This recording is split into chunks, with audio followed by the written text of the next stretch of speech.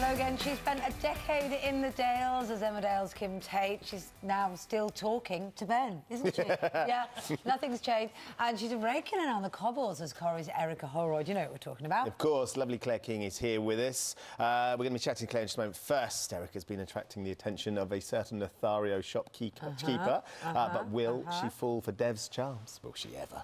Ta-da! I told you just going to knock up a little bites for eat. Do you normally light a candle when a work colleague comes round? No, it's my son Adi who made it at school. It's nice, isn't it? Dev, you're a really nice man. Oh, thank you, Maya. I know I haven't known you long, but I consider you a friend as well as a colleague.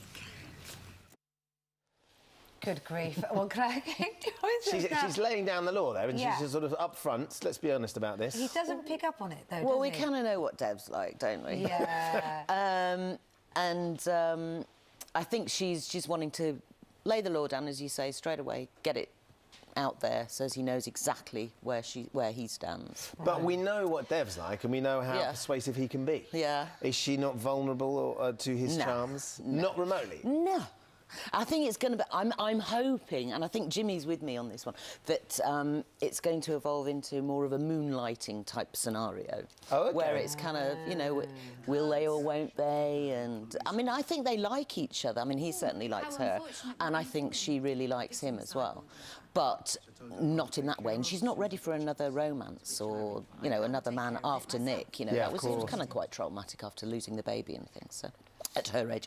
Anyway, but I worked with Jimmy about 30 years ago on a thing called South of the Border, so we do know each other and we've worked together, so it's good. And 30 years later, here you are, and he's still, you know, he's still chatting you up, his characters are still sort of trying to sort you out. In real life as well.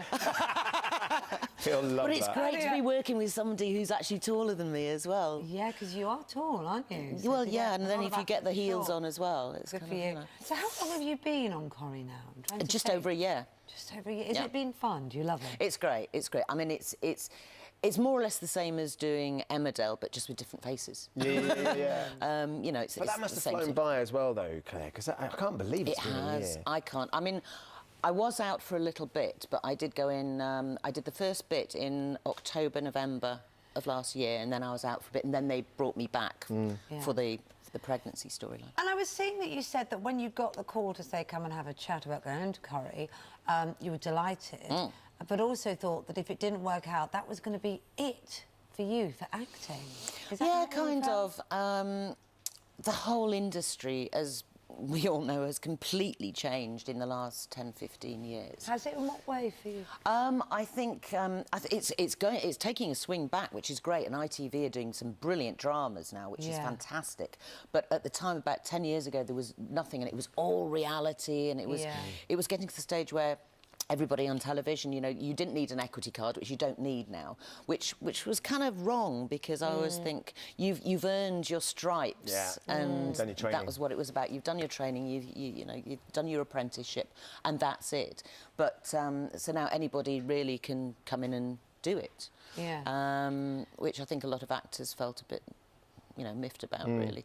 But it's had a swing back, so you've either got to go with it or you can't bucket, so you've got to just say, right, I'm going with it, and that's it, I'm accepting it. And well, it's great. I mean, it's great for us that you got the job. Great for you as well, because you're still in Corrie and we're enjoying that role. But you mentioned the reality, because you've done your fair few reality shows, of course. I did Strictly. Strictly, and you sort of tried Celebrity Big Brother, but then got ill. Yeah, I got really ill. I got taken out, and I was literally on a drip for 2 weeks. I didn't realise it. Yeah, that's what it did. What about the jungle then, Claire?